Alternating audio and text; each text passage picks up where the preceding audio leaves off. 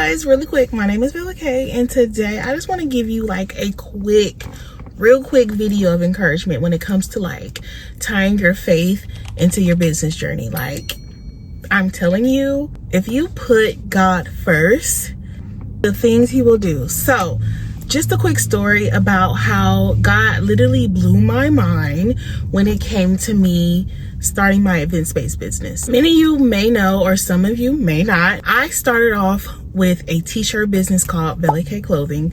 Way back in the day, I used to have t-shirts with inspiring sayings on it, just encouraging women to really just know their strength and know that they are very much so stronger than they think. Okay, I did that for, I'll probably say like a year and a half, maybe two, I don't know right now. But I ended up putting that business down because honestly I wasn't feeling it anymore.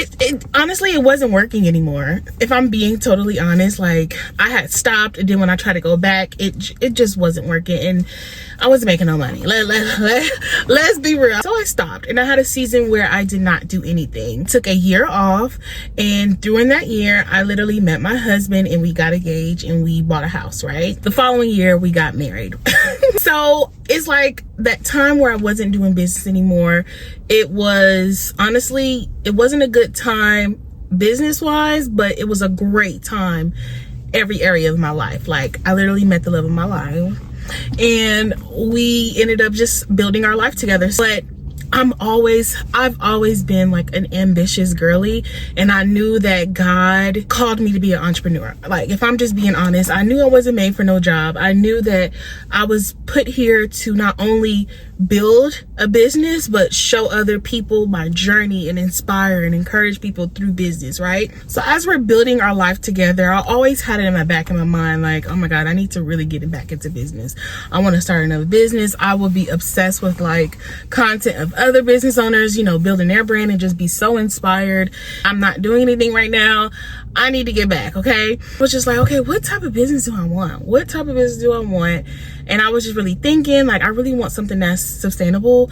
I kind of want to veer off the online business-based life and just do like some type of brick and mortar business. I thought about honestly open up a restaurant, but I figured like dealing with all that food and all that stuff is just too much. So honestly, at first I wanted to do just a content studio for creators, just to come shoot their content and maybe work, do like a co-working space or something like that. So that was the idea in the beginning, and I went with it. So I used to like look at spaces all around me, try to figure out, you know, what can I get into? Let's price things out. And y'all, I had literally no money to start this. Okay, we were literally planning a wedding and we just got a house. I had no money to start this at all, but I was like, I'm gonna look anyway. Like I'm always a person just to like, I'm a big dreamer. Okay, I'm a big visualizer. I love, before I obtain it, I like to feel it. I like to see it. I like to do all this good stuff, right? It was literally a spot not too far from where our new house was going to be.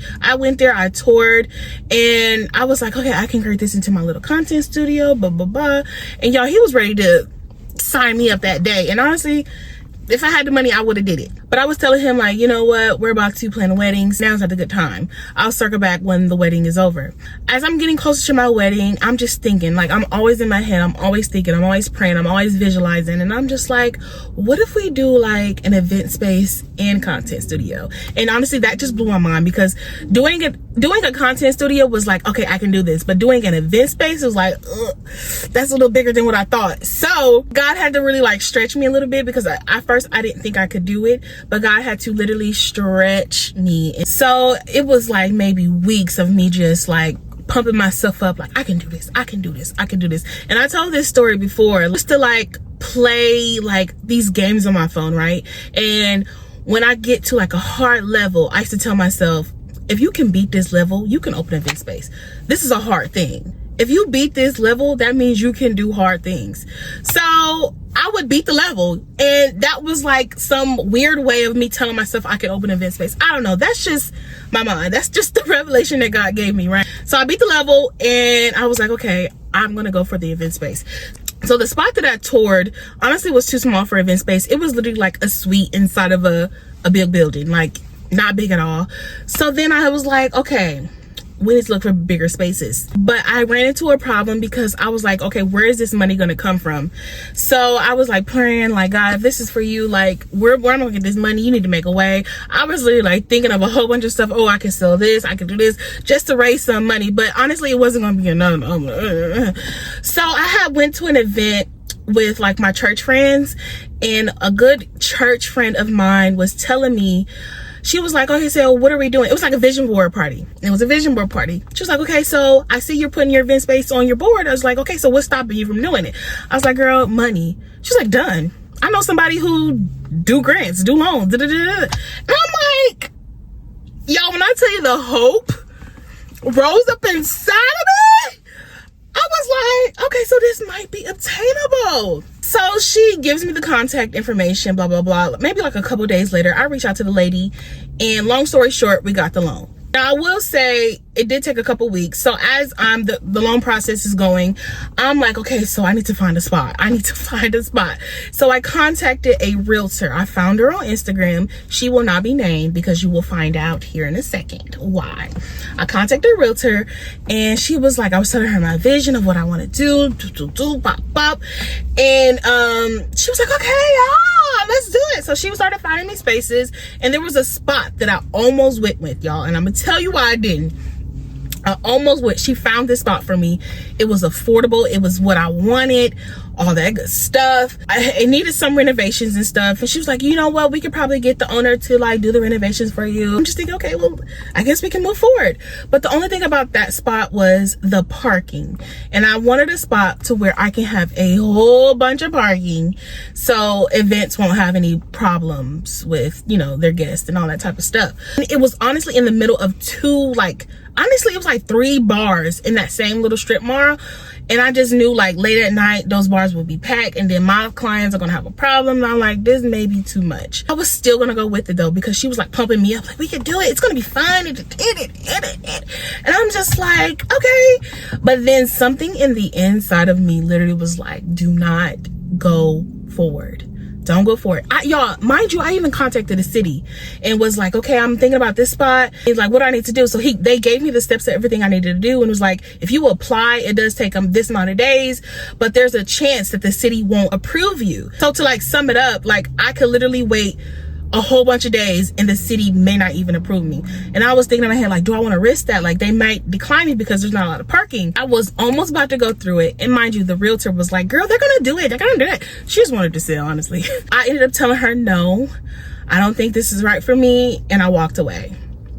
And she ghosted me. Long story short, she ghosted me and was like, girl, I'm done with you, we ain't about to do this no more. But when I was working with her, this is my event space behind me, you guys. When I was working with her, I inquired about, you know, getting a suite in this strip.